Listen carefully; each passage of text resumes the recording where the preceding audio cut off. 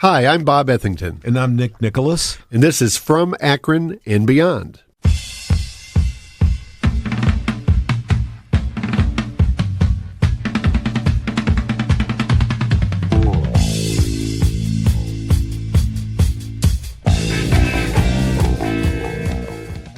Hi, folks. Our guest on this episode is, in my opinion, something of a legendary figure in the Akron area. Legendary, and with a lot of Akron history would be lost without Jimmy. Well, and that's right. The gentleman's name is Jimi Imij. Hi, Jimmy. How you doing? Hey, everyone out there. Hey, Bob. Hey, Nick.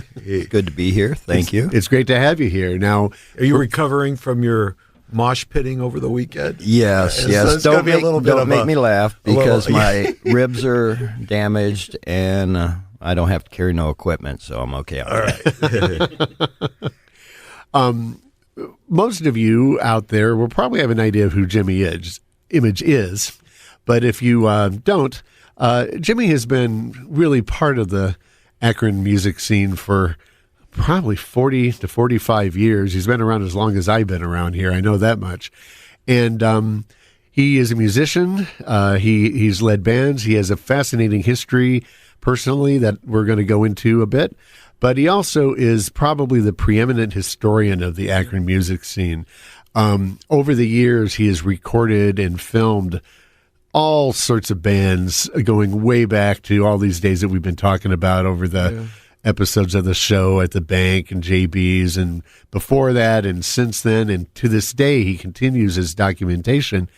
And one of the things, Jimmy, that I've always really valued you for and admired you for is your incredible generosity with this material, because he doesn't take ownership of it really. It's the Ohio Hysterical Musical Society. The Ohio Hysterical Music Society, OHMS.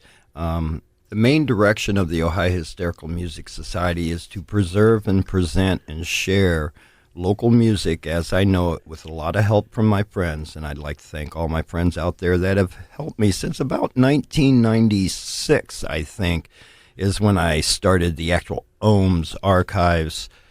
And it was because I had a whole bunch of tapes, cassette tapes, and a couple of videos. And I'm like, no one really will ever care about this. I need to take them from analog and put them into a digital thing so maybe they can survive beyond me. And then once it started going, I was like, wow, that'd be great if there could be a class in a school or something where these would sometimes be pulled up and used as archival material. And then it just kept getting deeper, and then all of my friends started getting into it and giving me things that they had, and I worked hard at transferring it as best I could with the limited knowledge I had at the time. And so it has built up into what the Ohio Hysterical Society Archives is today. And if you go on to, like Facebook or whatever, you can routinely find all kinds of really cool photos and actual recorded performances from the OHMS archive.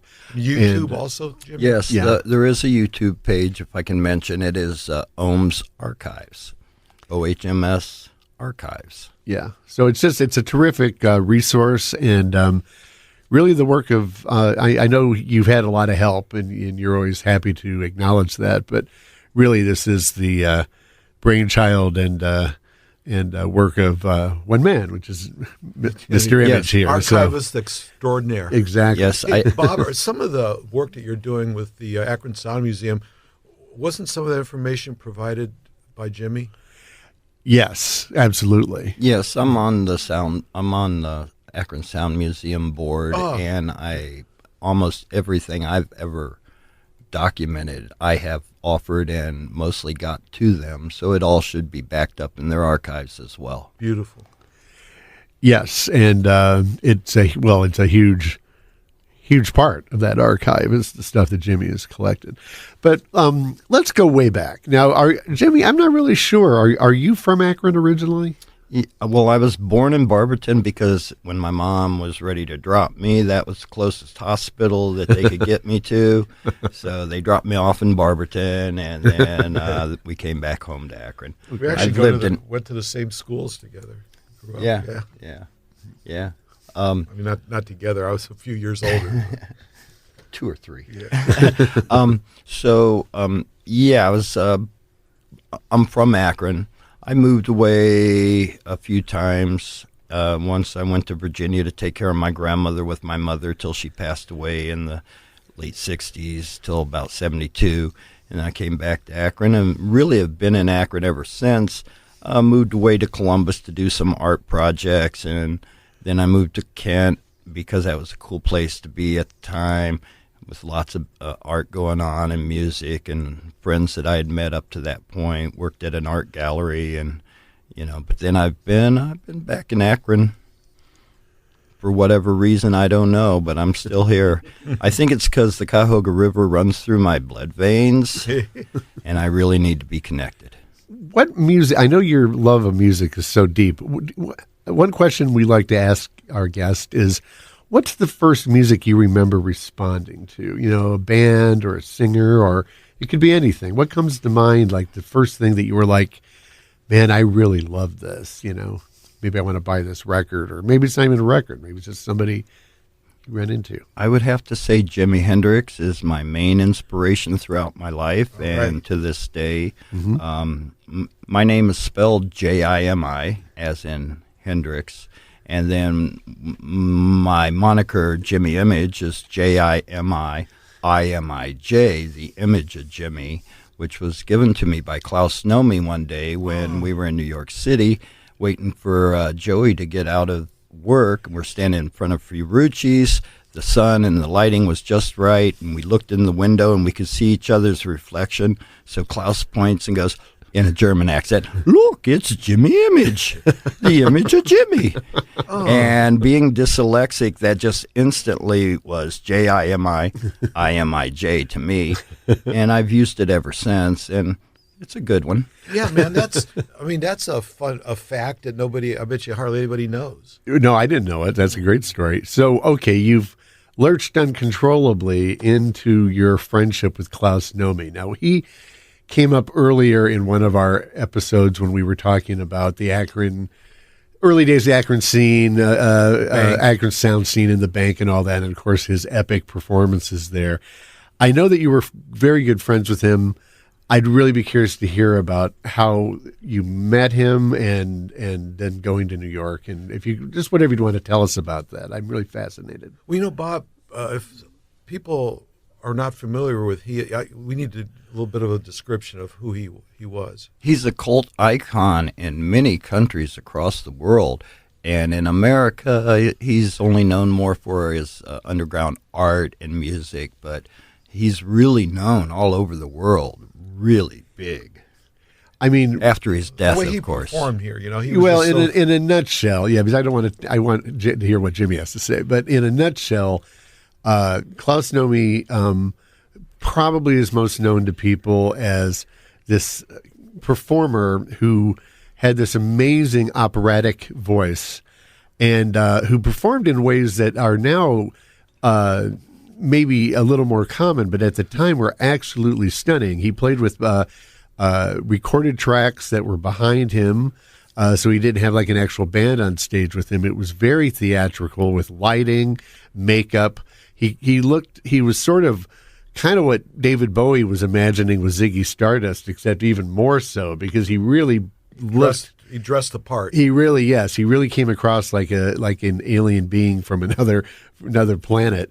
And somehow, but see, Jimmy will know this story, so I want to turn this over to you. Yep. Somehow he ended up playing at Akron and did a couple of shows here, maybe more.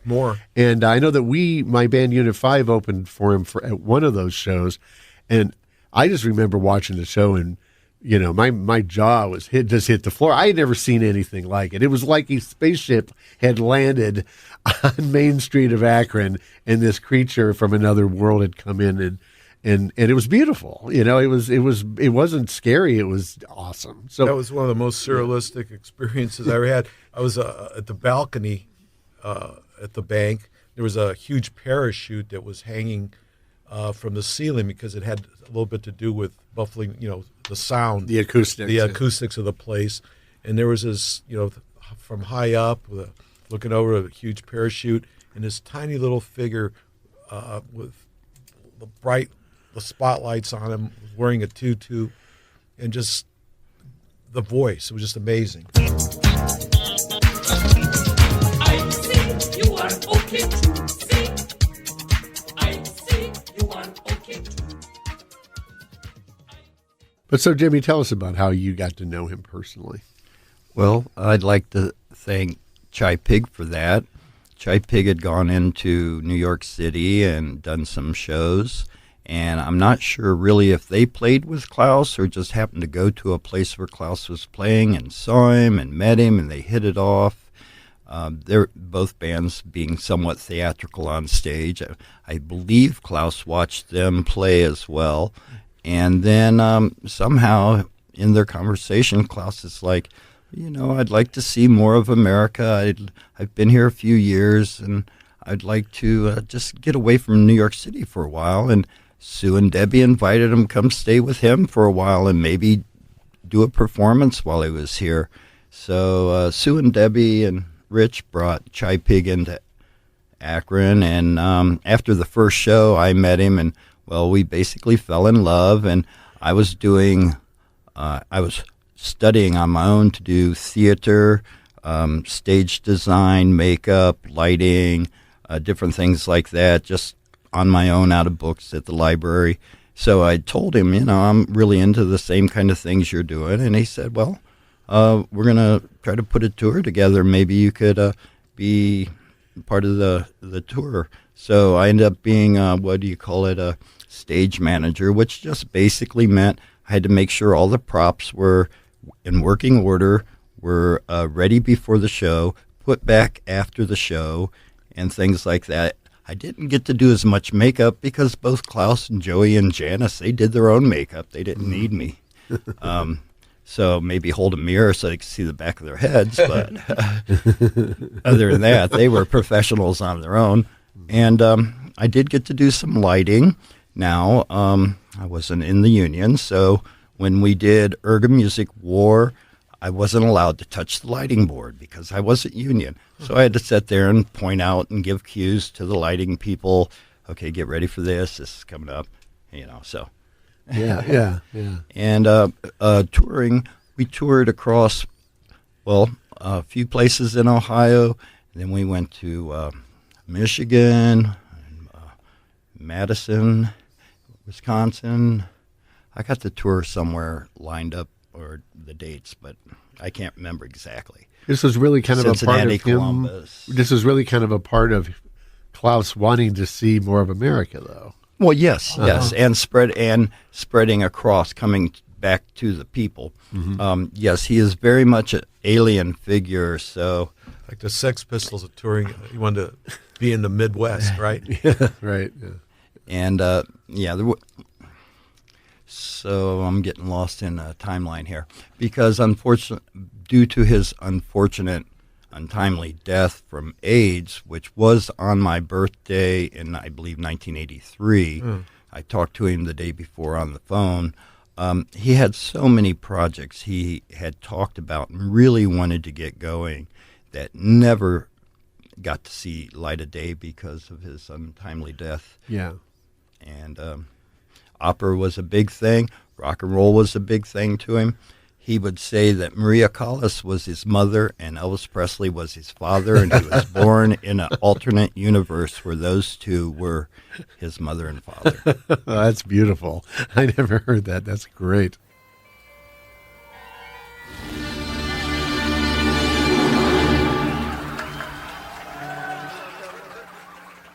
Some people listening to this may have a vague, if they're not totally familiar with Klaus, they may have a vague knowledge of him from a famous performance on Saturday Night Live with David Bowie. I always kind of hesitate to bring that up because in a way it's kind of goofy. He's definitely sort of a prop in Bowie's performance, and Klaus was so much more than that as an artist. It kind of bugs me sometimes that people only know him from that one thing. But obviously Bowie had appreciated him, right? Bowie appreciated anyone that he could take from. take ideas and expand his ideas. Lou from. Reed, Iggy Pop. Yeah. So that was Bowie's thing, and I don't think he was mean about it. I think it's how his brain worked. Good businessman. Yeah, well, like Mick you know, Jagger. like I think he had ideas. I know myself.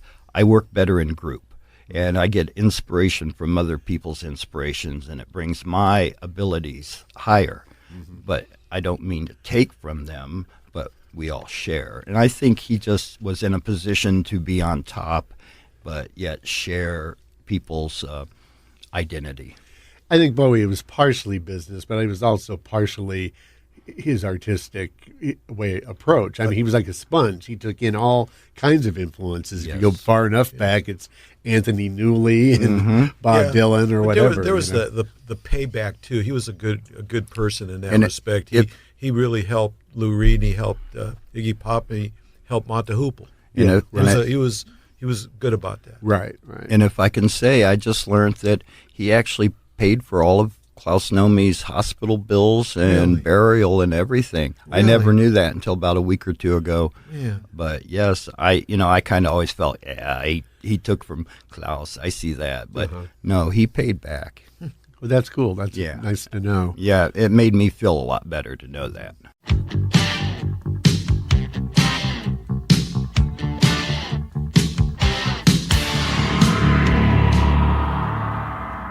This is From Akron and Beyond. I'm Bob Ethington with my co-host, Nick Nicholas. And we have here, introduce yourself. I'm Jimi Imij, and you're listening to From Akron and Beyond on WAPS. I'm so happy to be here today. Thank you. You got to say that the way an AM guy would say it. But, Well, you know, Jimmy has his own radio thing that he does, or his own podcast. So Yes. Tell us a little bit about that. So, pre-pandemic, a college station in Cleveland, WCSB, had just got auto programming because it was getting harder and harder for them to find DJs that wanted to do that like 4 to 6 in the morning spot or that. I mean, I remember DJs going midnight to 6. You know, that was nothing. But it was getting harder and harder, so they got auto programming so that they could either rerun certain things or get some of their programmers to do a little special segment that would be done every week. And so they needed a little bit of help filling out those hours. So they asked me if I would do some, and I did a few that would just pop up whenever. I never knew when they'd be on. But then once pandemic hit and everyone had to be out of the studio and there was no in-studio recording, they said, hey, could you start maybe trying to do this weekly? I think I'm on 107 shows now that I've done, working on one. Actually, I'm going to do one for May 4th. I know this will be after May 4th when people hear it, but May 4th is coming up, so I'm going to do a whole show with local stuff about May 4th when I get home. the Kent State Today. shootings, correct? Yes.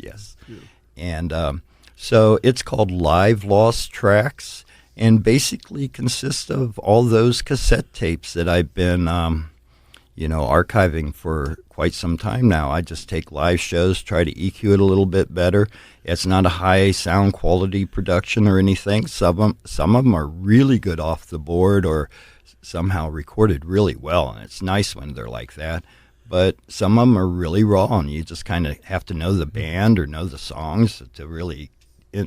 But I get a lot of people go, "Yeah, I was at that show. That's great to hear it." And that for me, with the Ohms Archives, that's my payment right there. Mm-hmm. When I see someone enjoying or being reminded of a memory that is really good for them, or coming back and being inspired again to do something, that is my payment for doing the Ohms Archives, is knowing that people in the community appreciate it and greatly appreciate it sometimes. Really, I love it. I cry sometimes when I'm making a show, seriously. Either someone who has passed on, I'm like, I'll never see them again. Perform like that live, or just, that was such a great time, and I just get tears of joy just start coming out of my eyes. And so I don't know where we were going with that. No, but Live Lost Tracks is And there is an archive at Internet Archives. Has a whole. Someone put up for me. All my shows are available there to listen to, download, or share. Okay, great. That's good to Internet know. Archives. When did you first start actually performing in bands? I know you've been. How many bands are you in now currently? Well, let's see. I think I'm only in 2 now. And what are those bands? Well, my latest and my newest band that I'm really in is Distort Hope. Mm-hmm. We're kind of a hardcore Japanese crustcore, grindcore kind of heavy punk rock band. But I also part of the project The Snot Rights, which is the F Models tribute band, Right. Oh, yeah. which I put together in 2014 or 15 for the 30-year memorial to Iggy Morningstar's passing, and they had done a little thing when he passed where a bunch of artists got together and performed.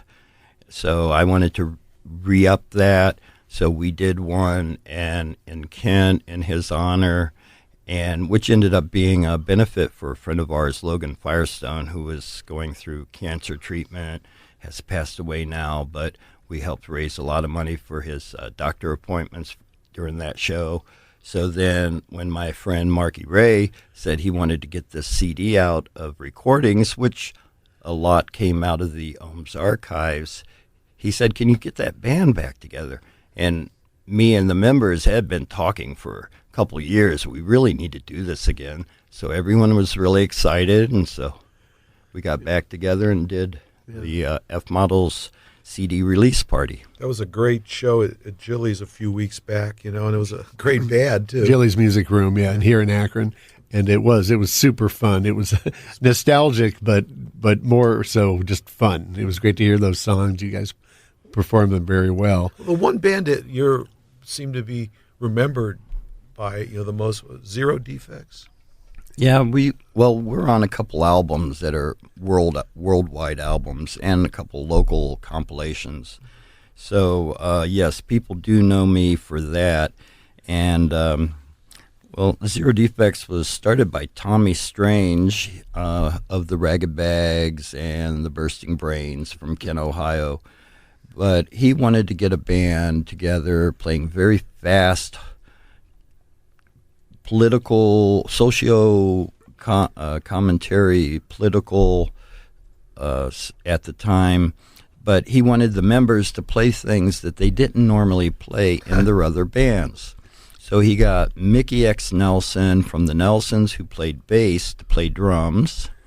One of the guitarists from the Nelsons was our first bass player, but he said, I can't play this kind of music. This isn't my kind of music. So then later on, we went through a series of bass players until we got Brad Warner, who is our current bass player for since like '82, I guess. Didn't you play a driftwood guitar at one time?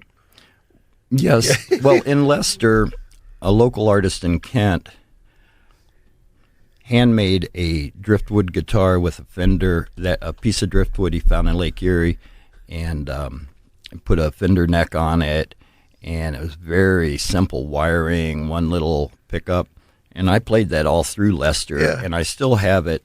It needs some wiring and a little touch-up, but I would love to play that again.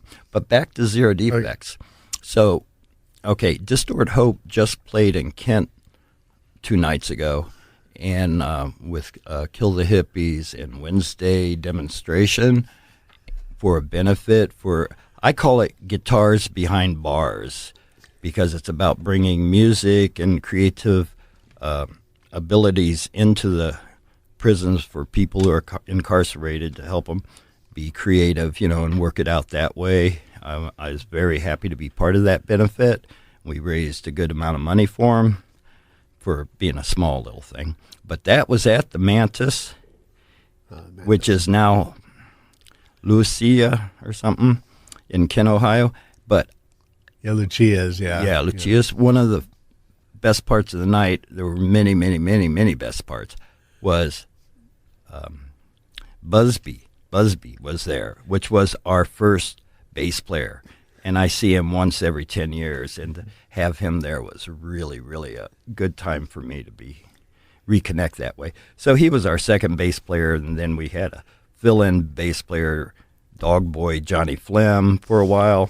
And then Brad Warner saw an ad in the Scene magazine that Tommy put in and has been our bass player ever since.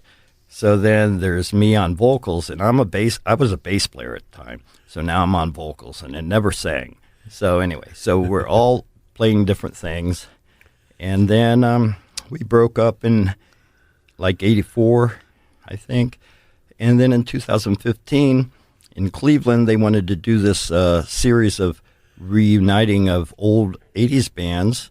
In 2005, at the Beachland, it was called Cleveland Screaming.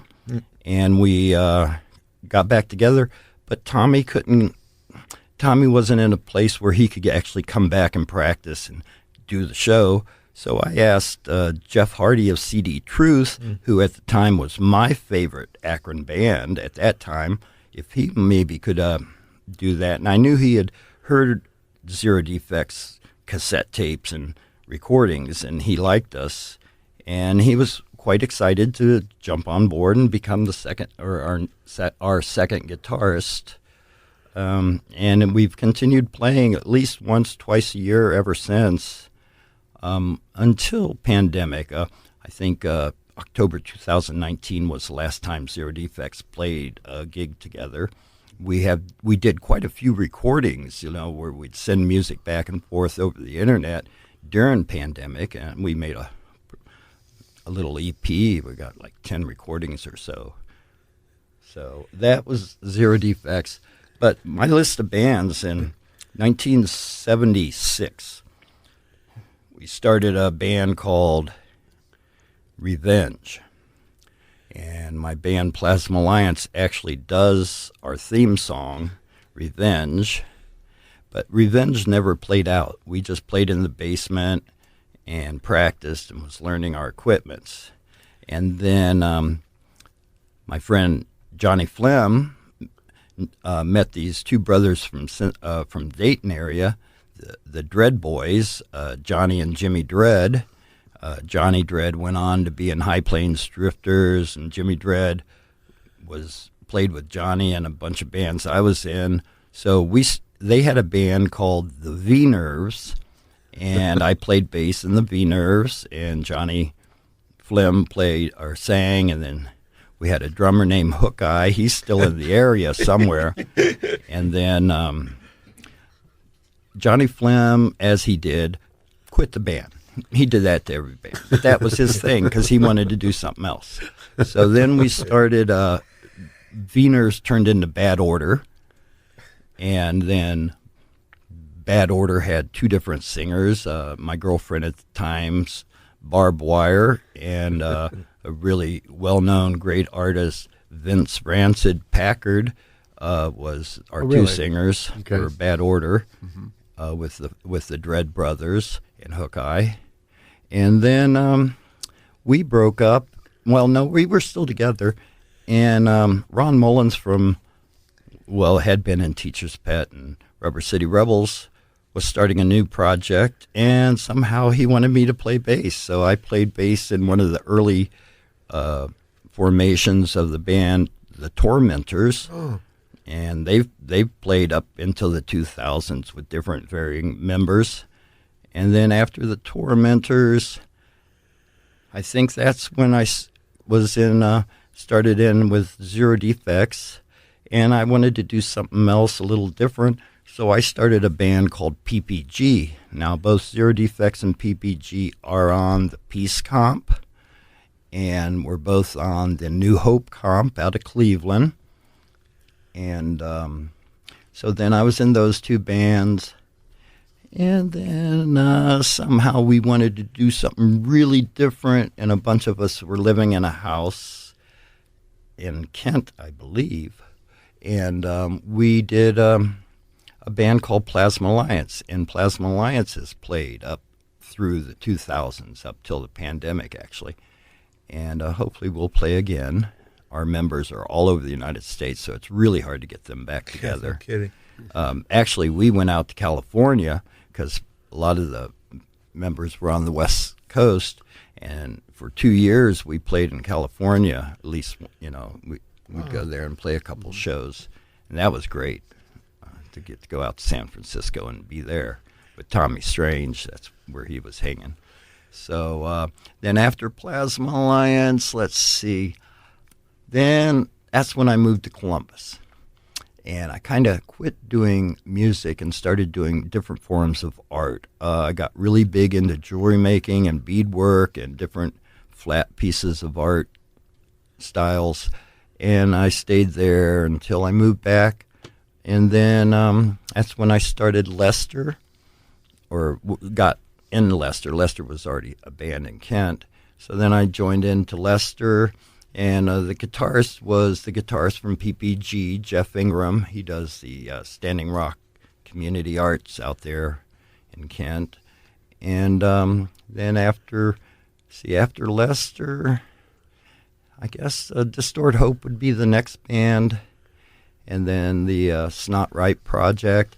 And then there were a few little projects that I was involved with. A band from Kent called Gunk, which was with Diane Glob and some of her friends. And Diane was in the Ragged Bags, and she was a drummer in PPG for a while. And yeah, I didn't say Urban Mutants. No. Urban Mutants were between Bad Order and Zero Defects, yes. You remember So that's all the that. list of the bands that I remember I was in. That's amazing because And that's not yeah. saying Klaus Nomi, because Yeah, I yeah. wasn't actually in the band of Yeah. Klaus Nomi. Right, I was right. a stage person. Right. Well, this is fascinating to me. I'm familiar with several of those bands you were in, and that you were in them. I didn't realize you had been in that many, though. That's awesome. amazing. And Zero Defects is still sort of an on again, off again thing, right? That's another band where it's like Brad lives Yes. in California, so Yes. you guys I would only hope- get together when you can. I'd like to say that anyone who gets a chance to see Zero Defects, I'm sure any band that Jimmy's involved in, it's worth your while. It's worth your time. Zero Defects is an amazing band to see live. I mean, your guys' songs are all like some of them are like maybe 35 seconds long, Yes. but they're just so intense and Intense so as fun, hell. and it's just amazing.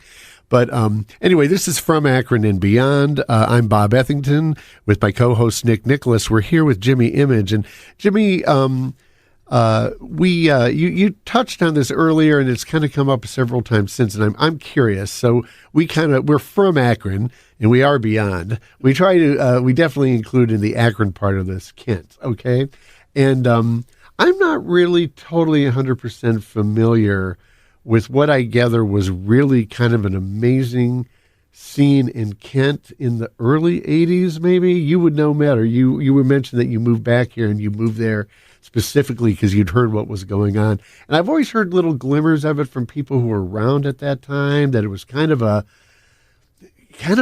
interesting combination of like a punk ethos with kind of like a back to the land, self-sustaining kind of thing. And then later on, when the club called the Manus was around, I've heard so many stories, but never. Were you ever there, Bob, in the Manus? Yeah, a couple times. Really? Yeah, I've but, never Yeah, been, so- but anyway, Jimmy, tell us about your memories of the Kent scene at that time. I'm curious. I know you were a big part of it. There was a real good core of artists that were very creative, and in order to live without having a major job or just going to school, you usually would have a house that would have 4, 5, 6, 7 people, maybe some couples, maybe some individuals. There'd be 5 bedrooms and they'd all be full. That way you could pay the rent and pay the utilities and have food and have money to do your creative things that you like to do.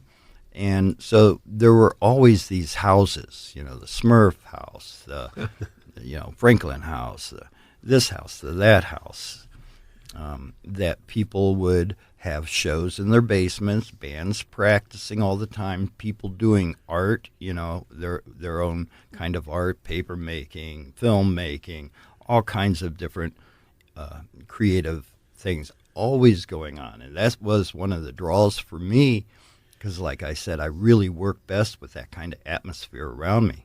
I get inspired. It gives me the desire to go ahead and be creative and not just sit there and think about it.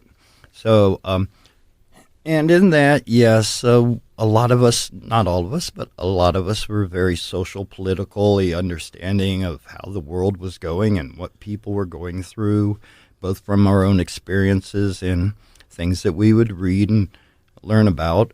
So we had some communes going. You know, there were still some of the old hippie communes from the 70s around town.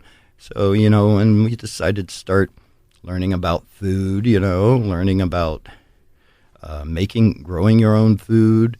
So, and then many of us even just wanted to get out of the city and moved down south to West Virginia. A whole group of us did, and some of them are still down there, just living on the land the best they can. But yes, it was a very, there were spots, like Tommy Strange had a record store with Keith Bush that had been the Human Switchboard's record store. Oh, that same one. And we practiced there all the time. We had parties there, rent parties, where bands would play, and sometimes we would just, during practice, 4 or 5 people would get up and grab the instruments and start a band, maybe only last a week or 2 or a month, and they'd play a rent party. So that was one of the things I liked, where creative people, whether they be punk rockers or art rockers or rock and rollers, would come together and just lay down what they did together and work on stuff. I guess that's what I find fascinating about it, is that communal aspect in every sense of that word. I guess I was so stuck in my own head back in those days that to me it was kind of like, you know, well, there were hippies, and then there were like the punk rockers, and the punk rockers in the new wave people, which I was part of, I guess. We hated the hippies, you know, whatever. And, you know, not like virulently, we weren't getting in fights or anything, but it was kind of like we just saw them as being, you know, corny and or whatever. And when I hear about that Kent scene at the time, it seems like this kind of meshing of punks and hippies and kind of the coolest ideals of both. And it sounds like it was kind of a charmed time. I mean, some people would call us peace punks because there you go. Yeah. It was that crossover, you know. But I think art has always been part of my life. When I grow up, I want to be an artist. I just don't want to grow up. Yeah. Now, do you have any projects in mind? I don't want to put thoughts in your head. I don't see you as someone who plans way ahead. But I mean, do you have any like ongoing projects? I know Distort Hope is a current thing that you're doing. Do you have anything kind of down the line you're thinking about? Well, I asked you if you would join my band that we're going to make up today. You and I, Bob, we're going to start a band, and we're going to play things that neither of us have ever played before and things that no one has ever heard before. Bob will play the trumpet. That's my newest project, is that one that you and me and whoever else we can get together is going to do. But to take that back a little, like with the pandemic, and then Zero Defects being able to share these tracks, and Jeff Hardy really getting some equipment together where he could do all that right in his house. I came up with this song, this idea that's totally different from really anything I've done before. I was pretty much the main core, but yet let all the people. I wanted to have as many people on it as possible from all over the world. I kind of wanted it to be that pandemic thing where the whole world comes together on supporting each other. So I did this song. I don't even know if it has a real name. I think we call it Consciousness Speaks. But the two singers would be myself and Anna, and she's from Moscow, Russia. So we have a Russian and an American. I was trying to get this one guy in Japan, but he didn't work out, and this guy in Germany, and he didn't work out, just couldn't get the files and get it on time. But many of the members of other bands that I was in ended up coming together and doing bass and multiple different sounds. So the Consciousness Speaks is the kind of thing, if I do anything, because Anna and I still have another song idea we're working on. But unfortunately, with the war going on, she is not really able to contact me anymore right now. Oh, geez. Yeah. She's the government has her blocked from social media. She finds ways around it every once in a while, and we do still get to speak together. But and like at that, I want to say, I love Anna for being the creative inspiration that she has been for me, and that's why I dedicated the song "Russia Rocks" at the Snot Right show to Anna and all her artistic friends and all the people in Russia who have to live under that. What's going on? I have to ask, is there any inspiration for the title of that song by that Ramesh Balsekar? Do you know who he is? He's a Indian guru, and he has a book called Consciousness Speaks. It's all interviews. Yeah. No, I wrote it like I'm talking a 62-year-old me is talking to me throughout my life, kind of questioning all these things you've done, why did you do this, and why is this important to you? And my consciousness keeps saying, you're doing what you're doing. You just got to keep doing it.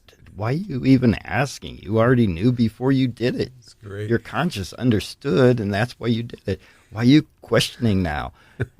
So that was my midlife crisis over in a week. That sounds every bit as profound as any Indian guru to me. So that sounds very cool. Nick, do you have any further comments or anything? Questions? No, I mean, just Jimmy's just like such a treasure. I mean, I'm very thankful to have had the inspiration and the desire and the drive to take the time to collect these everything from flat paperworks to cassette tapes, videotapes, photographs, anything and everything, fanzines that I could get from different people. And I never take the masters. I just make a copy and give them back unless they're going, I'm moving out of town and I'm going to throw them away. Then I'll take them. And I have quite a few boxes of things like that. You've been so generous over the years with giving people all this great archival stuff, And I remember one time we were kidding around, Martin, my drummer, and the Bizarros, and I were kidding around about I should do one of those James Brown impersonations where they come and put I don't know what's exactly is going on in his mind, but they put the robe on him and then comfort him, and he comes back from. Well, he's so exhausted from his performance. Yeah. And then, but Jimmy made me a VHS of like hour of him doing that, different takes over the on tour. Oh, that's great. Yeah, I mean stuff like that. I mean he has it at his fingertips. Right. Well, I do want to say as we're finishing up here, and I don't want to embarrass you, Jimmy, but we one of the members of Zero Defects is Brad Warner, who some of our listeners out there may know that he is a highly esteemed writer on Zen Buddhism, and Eastern spirituality, and he's a great guy, and we're hoping to have him as a guest on our podcast down the road at some point, maybe when he sneaks in to do a gig with you. But I've said this before to other people. I don't think I've ever said it to you, so I'm going to say it to you now.